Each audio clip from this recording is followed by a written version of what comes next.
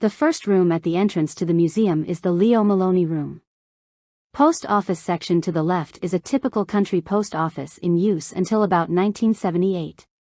These offices were the service points for all postal services, some banks, payment locations for PMG services and for several Commonwealth government departments, including Social Security, Veterans Affairs, Taxation Department etc. Originally post offices were set up to receive and send letters, newspapers, and parcels.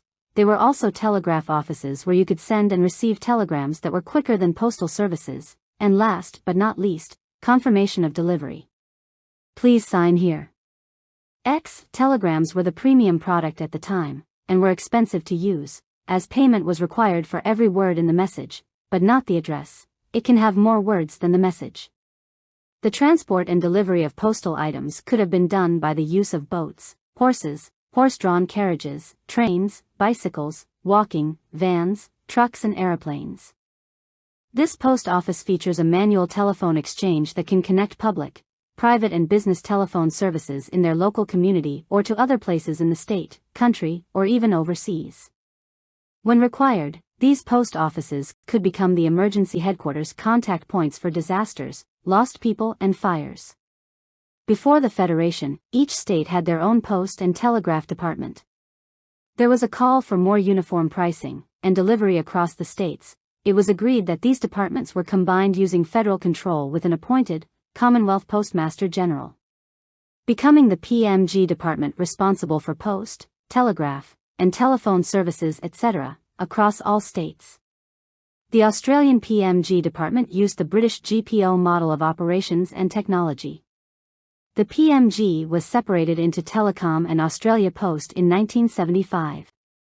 Telecom was telegraph, telephone switching, telex, customer equipment, installation, and maintenance. Australia Post was responsible for letters, telegrams, parcel receiving and delivery. The first telephones in Brisbane were installed in 1880. At that time the users of telephone services included only large businesses, wealthy individuals, and government departments. There were 36 subscribers to the service at the end of 1880. On the wall is a copy of Brisbane's first telephone directory, 1880. Telegraph through the changeover years to exclusive automatic telephone use was important but required constant human monitoring to ensure that no messages were lost between the sender, the subscriber, and the post office. Only one metal wire was needed in the telegraph services as the other wire was the earth or a common wire. All that was required was the pulsing of a relay, and there was no necessity to talk on the same line as it would have been very noisy and not good for speech. This photograph is of Brisbane's first manual telephone exchange manned by males and was taken about 1889. Unlike telegraph connections, phone connections need two wires that were run externally over telephone poles and appear as a plug point on one of many switchboards. It was then connected to a tie cable to the switchboard that has the required number connected through so they can now talk. All switchboards had to be manned, so calls were not missed. Female operators were appointed in 1899 as they were found to be more dedicated and more reliable to get the required connection. Brisbane was one of the first 3 capital cities in the world to have power available. Brisbane's electric supply was used for government services, Parliament House, government printers and telegraphs, and electric and gas lights that can be seen in this photograph. In keeping with the British Postal Service, silhouettes and standards of the reigning monarchs were typically displayed on the street furniture post boxes. This feature helps with identifying the years that it was used. The Brisbane-made cast iron and the silky oak telephone boxes were used at the Brisbane City Hall. The sending of a telegram required the sender to complete either the standard telegram, white form, or the urgent telegrams that used a pink form. The content of the form was usually heavily abbreviated like modern SMS text messages, as each word in the telegram attracted a charge. Urgent telegrams also cost more. In larger post offices, to get that telegram from the front counter to the back office area where the telegraphists were located, they may have used a cable system called a Lawson Rapid Wire Office Delivery System or a kickback carrier, used in 1889. This display is over 100 years old. Pneumatic tubes were used between floors of multi-story post offices and occasionally needed to be cleared of blockages. Originally Morse code was used in Queensland post offices until 1964, with Thursday Island being the last place that used Morse code.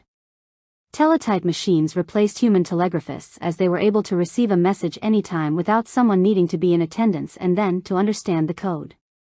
Received messages at smaller offices may have been written with a typewriter, or simply written with a pen, and we have several original telegrams on a board. On occasions like Christmas, there was usually a line of people wanting to send messages waiting in line outside the office. Once the telegram was received, it would be dispatched to a telegram boy that would ride his bike to the address, remove the telegram from a telegram bag and hand deliver the same. Many telegram boys advanced through the ranks of the PMG, becoming engineers, managers, and technicians. During the Second World War, telegram boys were to be accompanied by a chaplain or army officer to console the family on receipt of bad news. However, this could not always be done. Postmasters used telephones to simplify the sending of telegrams to post offices that had no knowledge of Morse code but had a phone. As the telegram was a written and signed for document at the time of delivery, it could be used by government departments to conduct official business, jury duty, court appearances, outstanding accounts, etc.